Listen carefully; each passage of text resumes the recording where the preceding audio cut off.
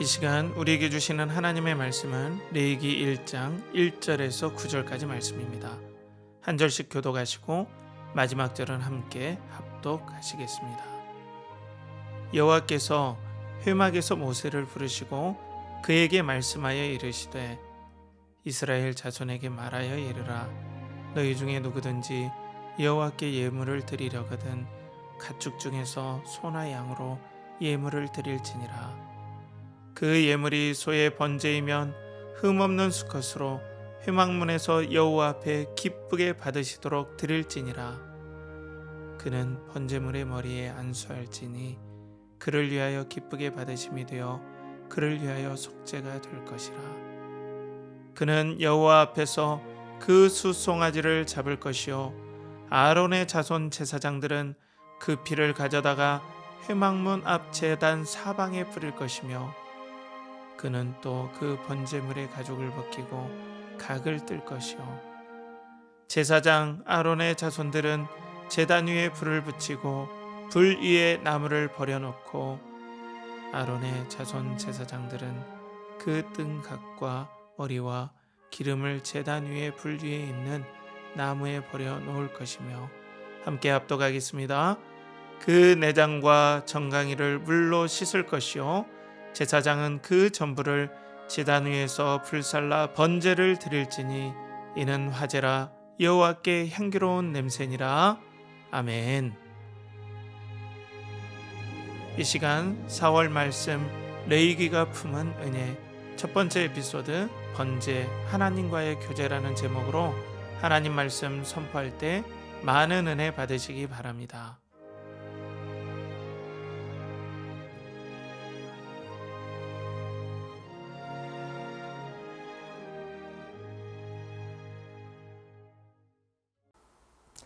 그리스도를 동경하고 그리스도를 연결하라. 연결하는 교회 성도 여러분, 오늘 말씀을 통하여서 하나님의 은혜와 평강이 여러분들의 영혼에 충만하게 부어지길 축복합니다. 오늘은 새로운 말씀 주제로 여러분들과 함께 4월에 이 한 달간 말씀의 은혜를 나누겠습니다. 레위기가 품은 은혜라는 주제를 가지고 여러분들과 함께 말씀을 나눌 텐데요. 오늘 첫 번째 에피소드 번제 하나님과의 교제라는 제목으로 레위기 1장 1절에서 9절 말씀을 가지고 여러분들과 함께 말씀을 나누겠습니다.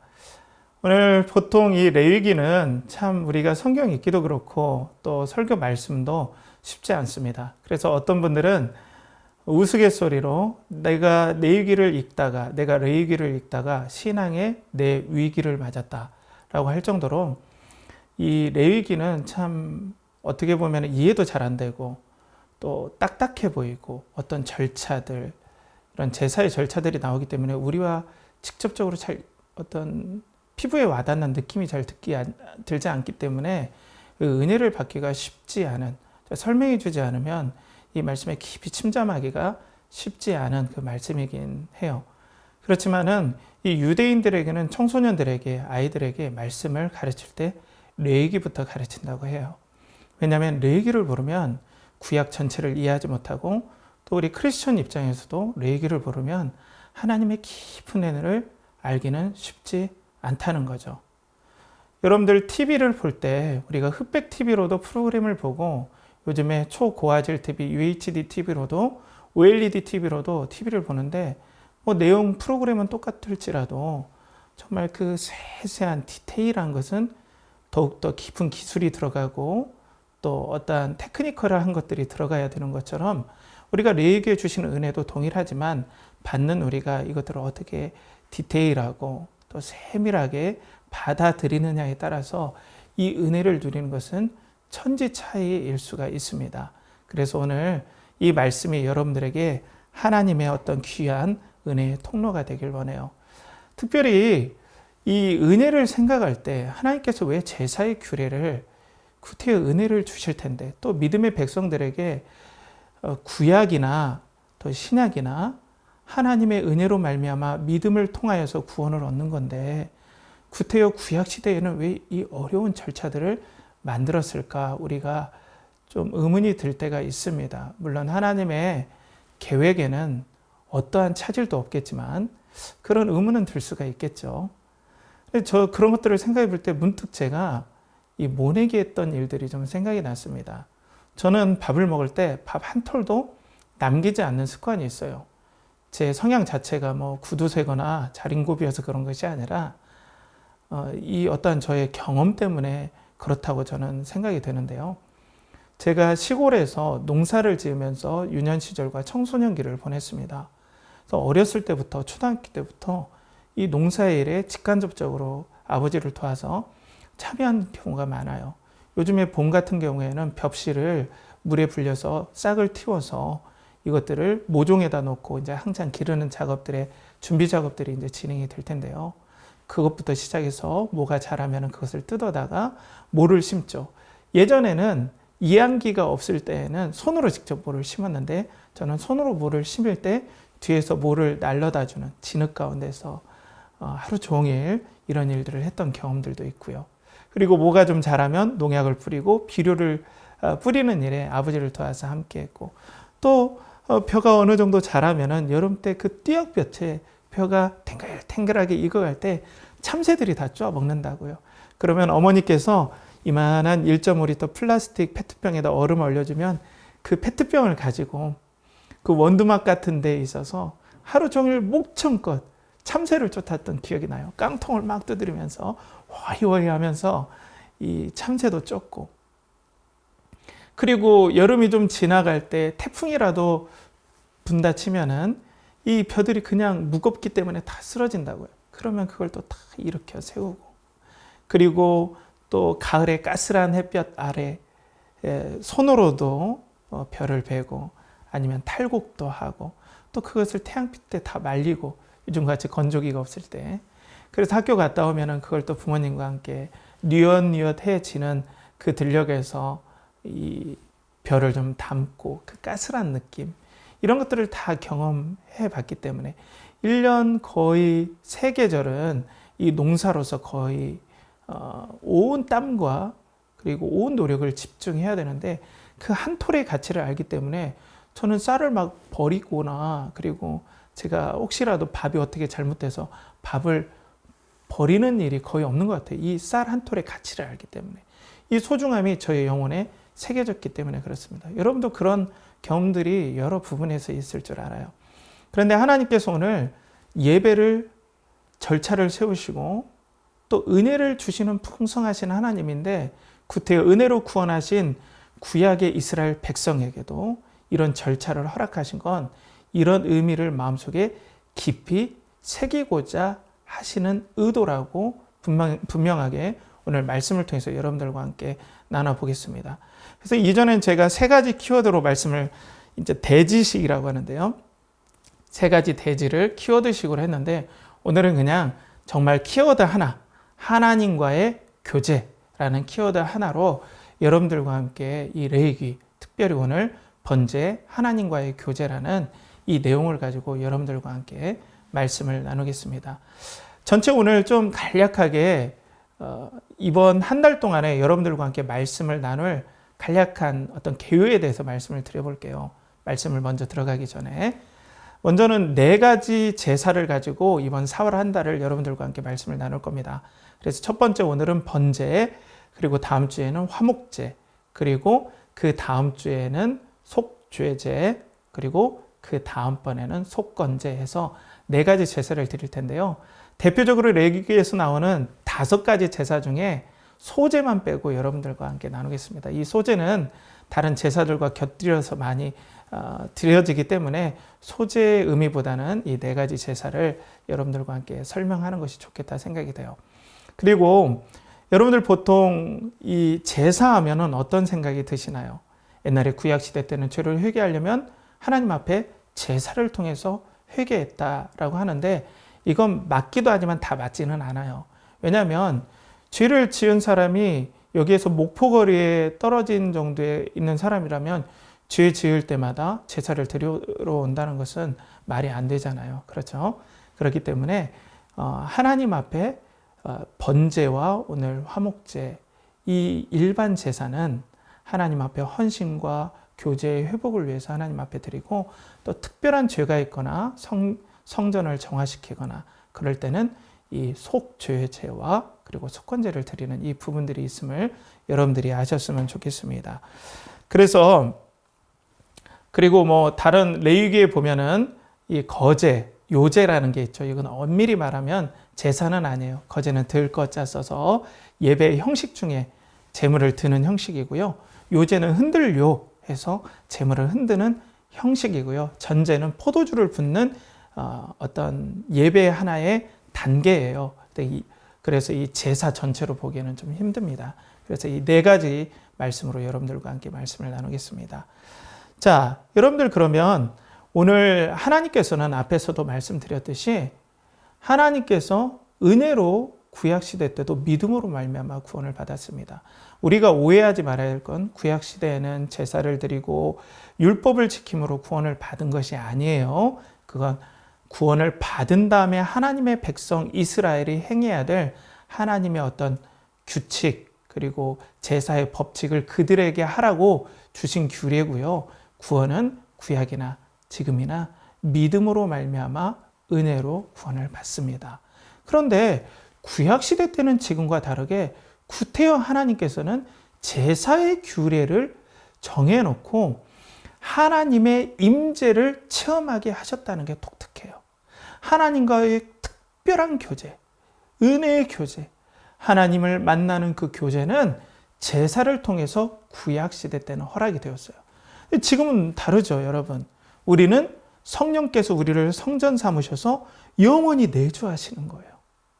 그래서 우리는 항상 하나님의 임재 가운데 하나님을 부르면 하나님의 임재를 체험할 수 있지만 구약시대 때는 이게 제한적이었어요.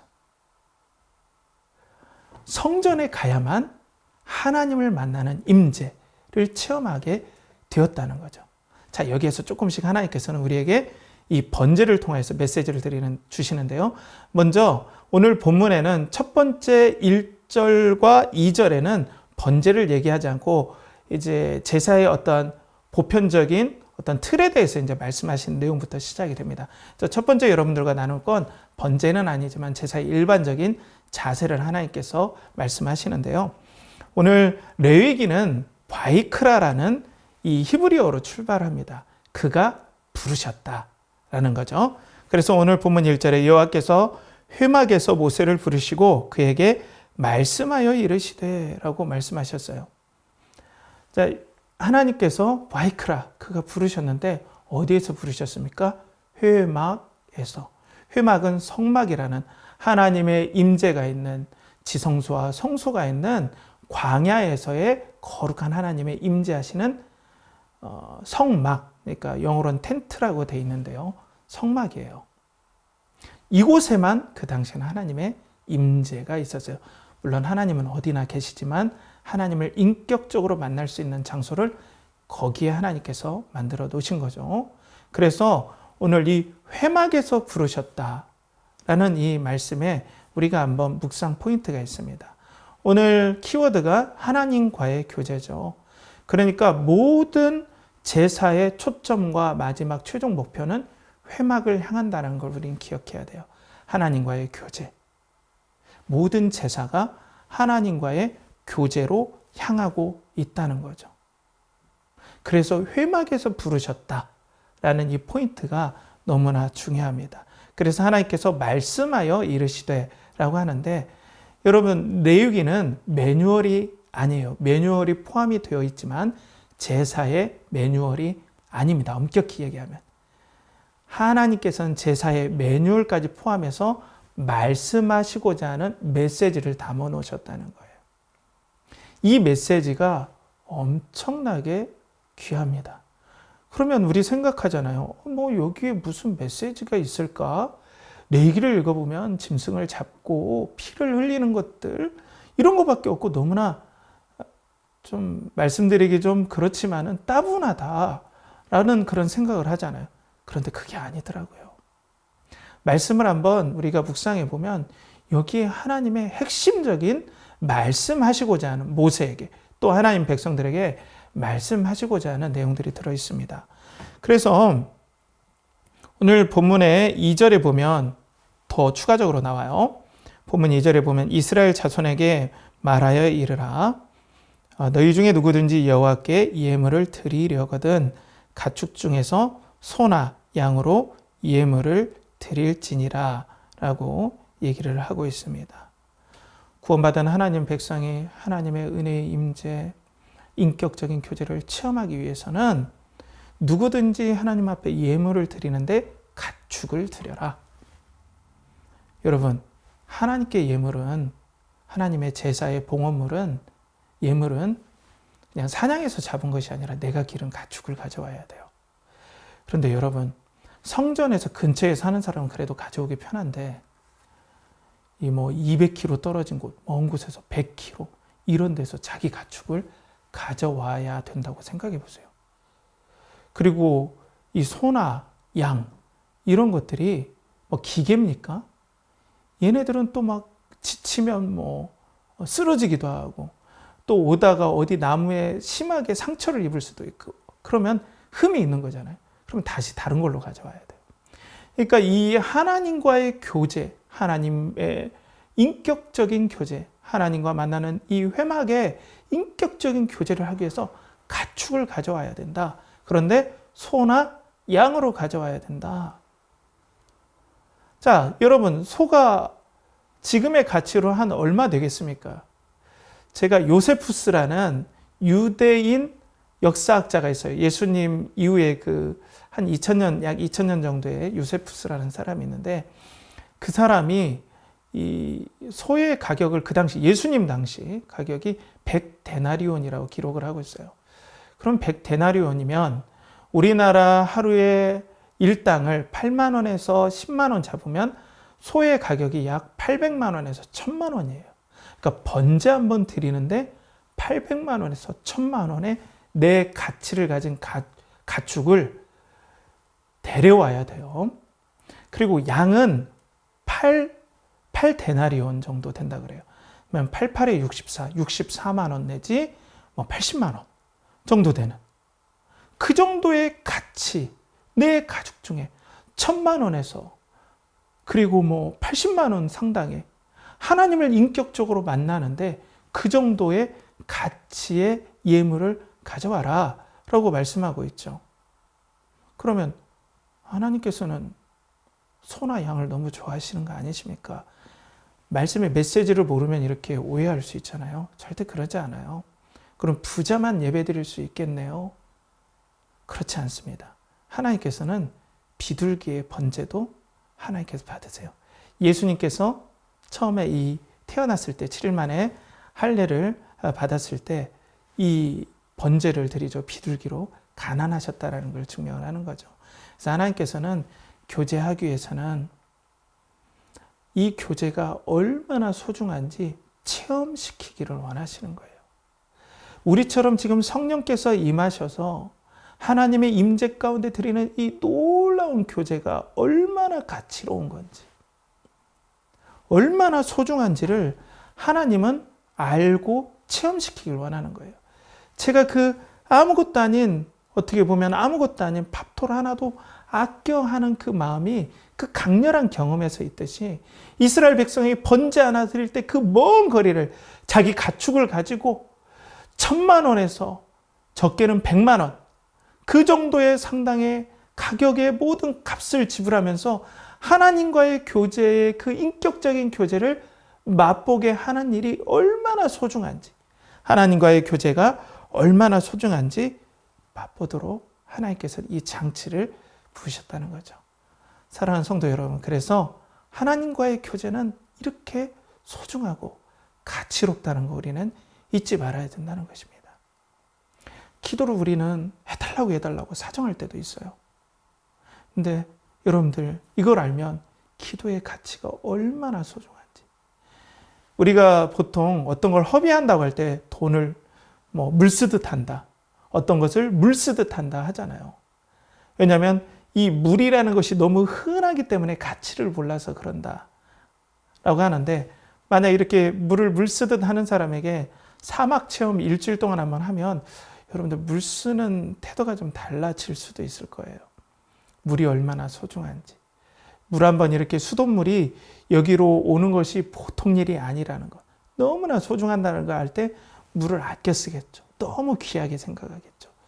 이것보다 더 하나님과의 교제가 얼마나 소중한지 하나님께는 바이크라, 그가 말씀하셨는데, 회막에서 인격적으로 하나님을 만나고자 한다면 이런 가치가 드려지는데, 이 정도로 나와의 교제가 소중하단다, 생명과 같단다 라는 걸 말씀하시고 싶은 거예요.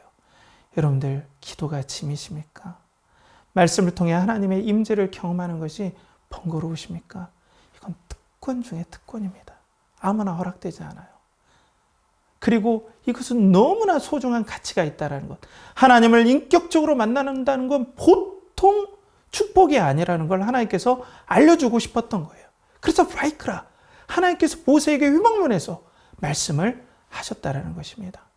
여러분들, 하나님 교제가 너무나 소중한 걸 알고 말씀에 우리가 한번 소중한 가치를 느끼면서 말씀을 읽어봅시다. 그리고 기도할 때 소중한 가치를 느끼면서 하나님 앞에 간절한 태도로 우리가 그래서 나가야 된다는 거예요. 그러면 여러분, 이 하나님 앞에 이제는 이런 태도에 대해서, 그리고 가치에 대해서 얘기했다면, 이제는 예배자, 번제를 드리는 예배자가 어떤 태도로 하나님 앞에 예배를 드려야 되는지, 그리고 이 제물을 드리는지 한번 살펴보겠습니다. 자, 오늘 본문 3절에 보면은 그 예물이 소의 번제이면 흠없는 수컷으로 회막문에서 여호와 앞에 기쁘게 받으시도록 드릴지니라. 자, 그 예물이 소의 번제이면, 이제 번제에 대해서 나오죠. 오늘 소의 번제만 있는 것이 아니라 양, 또 앞에서 말씀드린 비둘기, 이런 번제도 있는데 오늘 본문은 소의 번제를 가지고 좀 말씀드립니다. 자, 그 소의 번제이면은 흠없는 수컷으로 드린다라고 얘기하고 있어요. 그래서 잠깐 제가 번제에 대해서, 오늘 제가 이 말씀을 나누는 건 레위기의 제사의 어떤 매뉴얼적인 걸 설명하는 것보다 거기에 담긴 의미를 말씀드리는데요. 간략하게 먼저 번제에 대해서 말씀드리면요. 번제는 가장 예배 중에, 제사 중에 기초적인 제사예요. 그래서 번제는 수컷만 드릴 수 있습니다. 수컷만 드릴 수 있고요. 다른 제사는 암컷도 드리는 제사도 있는데 제물에 수컷만 드릴 수 있고요. 그리고 가죽을 제외한 모든 것을 태우는 제사입니다. 그러니까 완전한 헌신, 완전한 하나님 앞에 진정한 마음을 드리는, 이것들을 표현하기 위해서 번제를 그렇게 드리고요. 번제가 공동체적으로 드리는 게 있고 개인적으로 드리는 게 있어요. 공동체적으로 드리는 건 성전에서 오전과 저녁에는 늘 개인과 상관없이 성전에서는 번제를 드립니다. 그리고 안식일에도 번제를 드리고요. 공동체가, 전체가. 그리고 절기 때마다도 드리고요. 특별한 또 어떤 희년 같은 때, 그런 때도 이 번제를 드립니다. 그런데 개인적으로 번제를 드릴 때는요, 또 다른 제사와 함께 드리기도 하지만 하나님 앞에 자신의 모든 것을 드리고, 그리고 하나님과의 인격적인 교제를 회복하고자 할 때 이 번제를 드린다는 거죠. 그런데 오늘 예물에, 그 예물이 소의 번제이면 흠없는 것으로 자기 가축 중에 드려라 라고 말씀하고 있어요. 그런데 이 흠없다라는 원어를 보면 여기 깊은 메시지가 있어요. 원래 사물이나 동물에 흠이 없다라는 건 엠몸이라는 이 히브리어를 사용해요. 그런데 오늘 흠이 없다라는 표현에는 타밈이라는 히브리어를 사용합니다. 이 타밈은 사람에게 윤리적인, 하나님 보시기에 사람에게 윤리적인 흠이 없는 그 상태를 얘기할 때 타밈이거든요. 근데 이걸 예물에다가 소의 번제이면 흠없다 할 때 타밈을 써요. 엠몸이 아니라. 여기에는 메시지가 있는 거죠. 그러니까 하나님 앞에 번제를 드릴 때는 이 봉헌자의 마음, 이 예배자가 하나님 앞에 전적으로 흠이 없게, 흠이 없다는 건 우리가 어떻게 흠이 하나님 앞에 없을 수 있겠습니까? 이것은 최선을 다한 순종을 뜻하기도 합니다. 최선을 다해 순종하며 신령과 진정으로 하나님 앞에 나오면서 예물이 진짜 잇몸, 흠이 없기도 해야 돼요. 스크래치가 없기도 해야 되는데 이 예물이 자기 마음을 투영하는 거예요. 하나님 앞에 이렇게 순종하면서 최선을 다해 나왔습니다, 하나님. 그 마음으로 흠이 없는 잇몸, 예물을 드립니다. 저는 탐임, 윤리적으로 흠이 없게 하나님 앞에 최선을 다해서 나왔습니다. 라고 하나님 앞에 이 나온 예물을 받으시겠다는 거예요. 그러니까 번제를 드릴 때 하나님 앞에 전심으로 순종하면서 나오는 자를 만나주시고 임재해 주시고 교제해 주시겠다라고 하는 메시지가 있죠.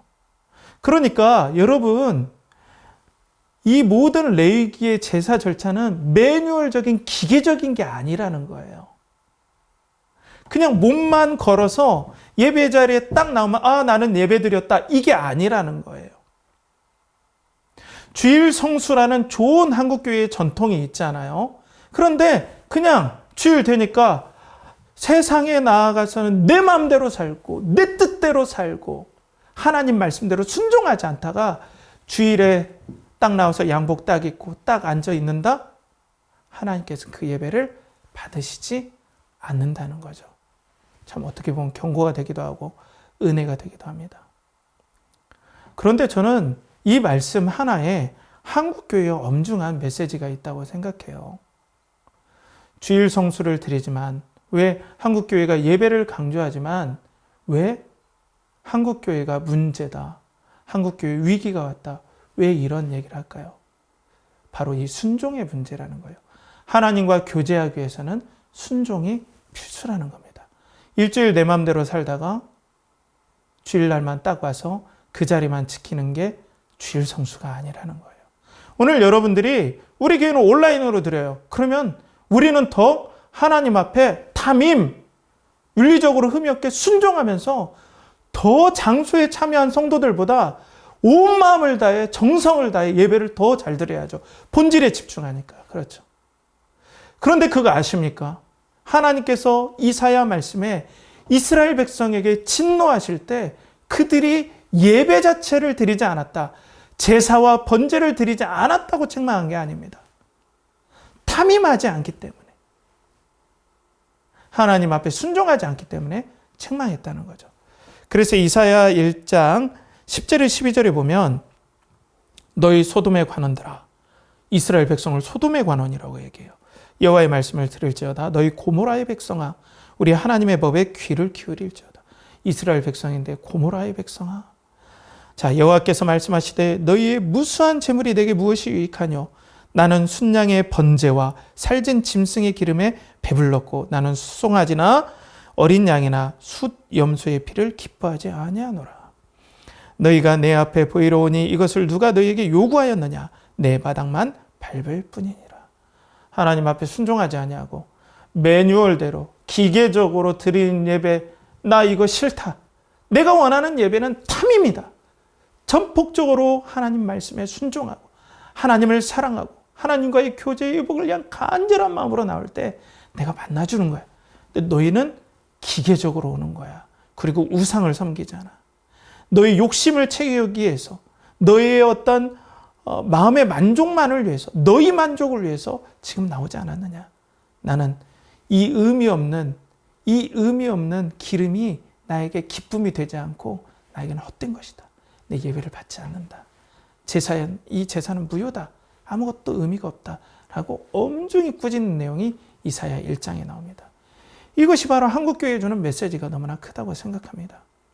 우리는 한국교회는 마치 구원이라는 것이 지옥에 안 가는 화재보험의 등급과 비슷하게 가르쳐버렸어요. 이거 엄청나게 두려운 부분입니다. 믿음으로 말미암아 반드시 구원받습니다. 믿음으로 말미암는 구원은 취소되지 않습니다. 그렇지만 믿음은 반드시 순종으로 나타나게 되어 있습니다. 역량은 달라도 순종하고자 하는 뜨거운 열망은 신앙이 어린 사람이나 칸 믿은 사람이나 그리고 성숙한 사람이나 똑같아요. 표현의 정도만 다를 뿐이에요. 그런데 마치 한국교회는 모든 교회가 그렇지는 않지만 그리스도를 머리로 알면 그분이 계신가 보다 정도까지만 알면 당신 믿음이 있습니다. 구원받았습니다. 구원이 취소되지 않습니다. 그러면 마치 순종에서는 자유를 선포하는 격이 되는 거예요. 순종에 있어서는 나 자유 얻었네가 되는 거예요. 죄에서 자유를 얻어야죠. 그러니까 어때요? 더욱더 타락하는 길이 열리는 거예요. 그러니까 오늘 탐임, 흠없는 하나님 앞에의 예배자, 순종하기를 몸부림치면서 하나님 앞에 나아가는 예배를 하나님께서 받으시고 거기서 하나님께서 임재하시고 인격적으로 만나주셔서 하나님의 평강, 사랑, 기쁨들을 하나님께서 부어주신다는 겁니다. 사랑하는 성도 여러분, 그래서 우리는 흠없는 제물을 하나님 앞에 드릴 때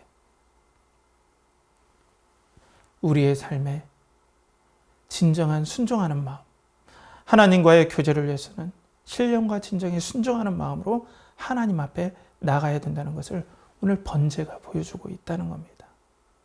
자, 그러면 여러분, 이 예배자가 이 제사를 드릴 때 얼만큼 그 제사에 참여했을까요? 자, 오늘 말씀에 보면은 본문 4절에 그는 번제물의 머리에 안수할지니 그를 위하여 기쁘게 받으심이 되어 그를 위하여 속죄가 될 것이라. 그럼 번제물에 안수를 해라. 자, 안수에 참여하죠. 그런데 이 안수를 밀그롬이라는 이 구약의 랍비인데요. 이스라엘의 랍비인데요. 이 유명한 사람이에요. 레위기에서는. 그 사람이 꾹 눌러야 된대요. 이렇게 누르는 의미가 있대요. 안수가 살포시가 아니라 꾹 누르는데 왜 꾹 누르냐면 어떤 학자는 내 죄가 이 제물에, 이 제사에, 이 동물에 전가되었습니다 라고 표현하는데 많은 학자들이 꾹 누르는 건 뭐냐면 이 제물이 곧 저입니다. 이 제물이 저입니다 라는 동일시 의미가 있다는 거예요. 그러니까 먼저 이 제사자가, 그러니까 이 봉헌자가 하나님 앞에 첫 번째로 제물에게 쿡 안수를 해요. 그럴 때 하나님께서 기쁘게 받으심이 되어서 속죄된다. 그러니까 이 제물이 저를 대신해서 죽습니다. 이건 뭐냐면 죄인은 하나님 앞에 선다면 누구나 하나님의 공의 앞에서 죽을 수밖에 없음을 내가 인정합니다. 그러니까 이 번제 안에는 이 속죄의 기능이 있어요. 속죄만 목적으로 하는 건 아니지만 모든 제사에는 속죄의 기능들이 있습니다. 물론 구약에 제사를 드리지 않아도 하나님께서 죄를 용서해 주는 경우가 많아요. 그러니까 꼭 제사를 와서 드려야만이 죄가 없어지는 건 아닙니다.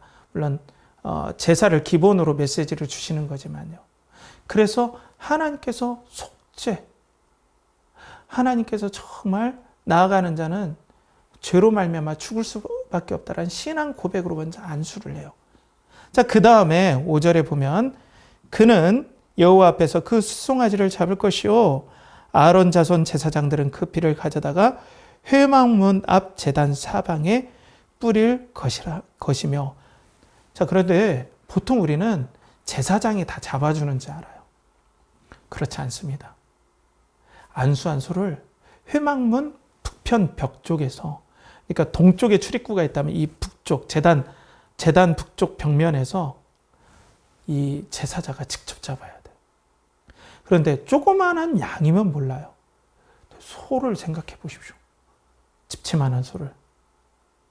그러면 이 제사자가 평상시 소를 잡는 사람이면 몰라도 다른 일은 한 사람인데 소를 잡으려고 해보세요. 소가 시퍼렇게 눈 뜨고 자기를 보고 있습니다. 안수까지 했어요. 이게 이제 나라는 거예요. 칼을 가지고. 이제부터는 조금 제가 좀 듣기에 거북할 수도 있는 표현들을 좀 쓰겠습니다. 칼을 가지고 유대의 전승에 따른 소의 급소를 찌릅니다. 그러면 어때요? 피가 온 자기의 몸과 얼굴에 튀겠죠. 용솟음 칠 거예요. 그러면 그 피를 받습니다. 자, 그래서 그 피를 받아요. 그래서 그 피를 제사장에게 주면 제사장이 제단, 그러니까 회막문 앞에서 이 제단에 뿌려요. 여기서도 회막이 나오죠. 그러니까 제사의 목적이 회막, 하나님의 임재가 있는 곳, 교제가 최종 목적임을 메시지를 계속해서 주세요. 자, 그리고 오늘 6절에 보면은 그는 또 그 번제물의 가죽을 벗기고 각을 뜰 것이요. 번제물을 가죽을 자기가 벗겨야 됩니다. 자, 그러니까 이 피 비린내며 그리고 또 가죽을 벗기고 각을 뜬다는 건 뭐냐면 이 마디마디마다 끊는 거거든요. 각을. 그러니까 그 각을 다 자기가 떠야 돼요. 자기가 직접. 그러니까 와, 죄가 이렇게 하나님 앞에 죄는 이렇게 죽을 수밖에 없구나. 생생해가야 하나님께서 체험을 지금 시키는 거죠. 그래서 그 고기를 제사장에게 가져다 줍니다. 7절에 제사장 아론의 자손들은 제단 위에 불을 붙이고 불 위에 나무를 버려놓고 8절에 아론의 자손 제사장들은 그 뜬 각과 이것은 이 봉헌자가 제사자가 준 이 고기 뜬 각의 고기를 머리와 기름을 제단 위에 불 위에 있는 나무에 버려 놓을 것이며 9절에 그 내장과 정강이를 물로 씻을 것이요 제사장은 그 전부를 제단 위에서 불살라 번제를 드릴지니 이는 화제라 여호와께 향기로운 냄새니라. 게다가 이 제물의 배를 갈라서 내장과 그리고 정강이를 자기가 물로 씻어야 돼요. 엄청나죠. 제사 한번 드리는데. 그래서 그것까지도 제사장에 가져다면 그걸 모두 다 태우는 것이 바로 번제다. 그래서 이는 화제니 여호와께 향기로운 냄새다. 이게 뭐냐면 하나님께서 그 모든 제사의 과정을 보고 그 진심으로 하나님 앞에 나와서 하나님을 만나고자 하고 정말 자기가 죄인임을 시인하고 또 정말 순종한 마음으로 신령과 진정으로 제사 드리는 그가 하나님 앞에 이 제물을 통하여서 자기가 직접 가면 죽을 수밖에 없는데 이 제물이 대신 죽어줌을 통하여서 그래 내가 너를 만나겠고 내가 너를 기뻐해서 받아들인다 라고 하나님께서 기뻐하신다는 거예요. 생생하게 체험을 한다는 거죠. 그런데 여러분, 사랑하는 우리 성도 여러분, 여기서 우리가 하나 짚고 넘어갈 게 있습니다. 하나님은 거룩하시잖아요. 죄인은 반드시 죽어야 됩니다. 근데 오늘 누가 대신 죽었어요? 어떤 것이 대신 죽었습니까? 제물이 대신 죽었죠. 그러면 앞뒤가 좀 맞지 않지 않습니까? 하나님 앞에 설 때 그 사람은 죽을 수밖에 없습니다. 죄인은 하나님의 선하신 기준을 볼 때 형벌을 받을 수밖에 없는 거거든요. 그런데 동물이 대신 죽는다? 이건 뭔가 앞뒤가 맞지 않아요. 아무리 내가 안수를 했어도 내가 죽어야죠. 그럼 여기에는 메시지가 있다는 겁니다. 사랑하는 성도 여러분, 오늘 히브리서 10장 15절에 이렇게 나오죠. 그러므로 주께서 세상에 임하실 때 이르시되 하나님이 제사와 예물을 원하지 아니하시고 오직 나를 위하여 한 몸을 예비하셨도다. 하나님께서 동물에게 내가 안수하여서 동일시할 수 있는 모든 조건은 하나님께서 한 몸을 예비하셨기 때문에 이런 형식적인 절차가 실효성이 있게 효과가 있게 되었다라는 거죠. 더 쉽게 얘기해서 여러분들 체크카드 아시잖아요. 체크카드는 돈이 아닙니다. 플라스틱 조각이에요. 그런데 이걸로 결제를 해요. 돈도 주지 않았는데. 그래서 내가 물건을 살 수 있어요. 왜 그렇나요? 체크카드는 모형이고 돈의 실체는 어디에 있나요? 내 계좌 안에 돈의 실체가 있기 때문에 이 체크카드가 효력이 있게 되는 거예요. 마찬가지로 내가 죽어야 됩니다.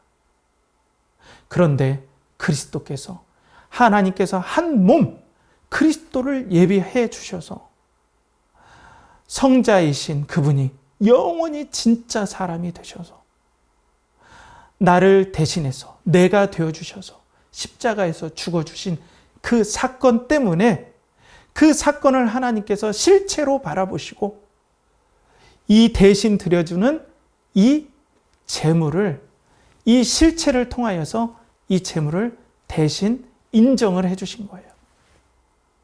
이 제물을 동일시할 때 그리스도가 나를 위해서 죽으셨기 때문에 내가 이 제물에게 안수하고 이 제물을 잡는 모든 과정이 바로 그리스도 안에서 내가 죽은 것과 똑같은 걸로 인정해 주신다는 거예요.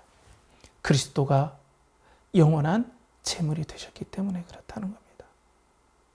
그래서 사랑하는 성도 여러분, 제사를 드리는 하나님 앞에 인격적으로 나오는 모든 교제의 근거는 예수 그리스도의 죽음과 희생을 통해서 이루어졌다는 걸 우리는 잊지 말아야 됩니다. 그리스도께서 죽으셨기 때문에 이 제물이 효과를 발휘할 수 있는 거예요. 영원한 예수 그리스도께서 십자가에서 내 대신 죽어주셨기 때문에 내 대신 죽는 이 소가, 이 양이, 이 비둘기가 진짜 나를 대신할 수 없지만 예수 그리스도를 보여주는 모형으로서 효력을 발휘한다는 겁니다. 사랑하는 성도 여러분, 여러분들이 하나님을 만나는 그 모든 일에, 여러분들이 하나님 앞에 위로받고 하나님 앞에 기쁨을 얻는 모든 일에 하나님께서는 예수 그리스도를 보혈을 흘리는 그 자리까지 끌고 가셨음을 오늘 레위기에서 보여준다는 거예요. 그러니까 가장 헌신하신 분이 누굽니까? 1,000,000원의 소를 드리면서 이렇게 교제는 가치로운 거야 라고 보여주시지만 정말 가치롭게 자신의 온 정성을 다한 분은 바로 하나님이시고 그리스도라는 거예요. 하나님께서 모든 것을 드리면서 우리의 교제를 회복시키셨다는 것입니다. 가장 순종하신 분이 누굽니까? 하나님 앞에 흠없이 나온 분이 누굽니까? 탐임. 하나님 앞에 진짜 순종하신 분은 우리가 아니라 진짜 순종하신 분은 예수 그리스도라는 겁니다. 그리고 하나님 앞에 자신의 모든 것들을 드리신 분, 자신을 제물 삼아서 하나님 앞에 드리신 분이 바로 예수 그리스도라는 것입니다. 그래서 번제는 우리의 헌신과 하나님 앞에 교제를 새롭게 함이 있지만 그 모든 이면에는 하나님의 헌신과 그리고 그리스도의 희생이 다 깔려 있다는 거예요. 우리와 인격적으로 교제하기 위해서 내가 피 흘리기까지 너희를 사랑하고 너희를 불렀다라는 거죠. 그러니 사랑하는 성도 여러분, 우리가 예배에 어떤 태도로 우리가 참여해야 되겠습니까? 우리가 기도에 어떤 마음으로 참여해야겠습니까? 우리가 하나님 앞에 말씀을 어떤 태도로 받고 이 땅의 순례자로서의 삶을 어떻게 우리가 바라봐야 되겠습니까? 하나님의 이 피 흘리신 희생과 그리스도의 순종과 십자가의 죽으심이 아니다면 우리는 하나님과의 교제와 또한 생명을 얻을 수가 없다는 것입니다.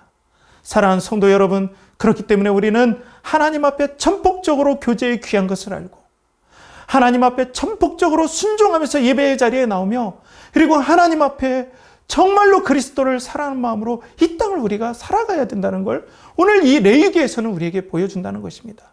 이번 한 주간 우리가 어떻게 기도해야 되겠습니까? 하나님 앞에 간절히 어떻게 나아가야 되겠습니까? 바로 이 번제를 생각하며 하나님 앞에 전심을 다해서 하나님 앞에 나아가며 하나님 앞에 온 마음을 다해 예배함으로 하나님을 기쁘시게 하며 번제의 그 정신을 이루는 우리 사랑하는 연결하는 교회 성도들 되길 주님의 이름으로 간절히 축복합니다. 함께 기도하겠습니다.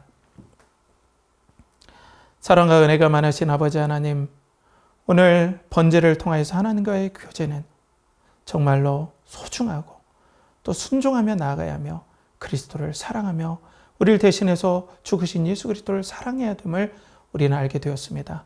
주여, 그리스도를 사랑하는 우리들 되게 하시고 그리스도를 붙잡는 저희들 되게 해주셔서 하나님 번제의 그 정신을 살려서 하나님 앞에 예배의 순종함으로 나아가며 전폭적으로 하나님의 교제를 갈급히 하는 저희들을 될 수 있도록 하나님 은혜를 베풀어 주시옵소서.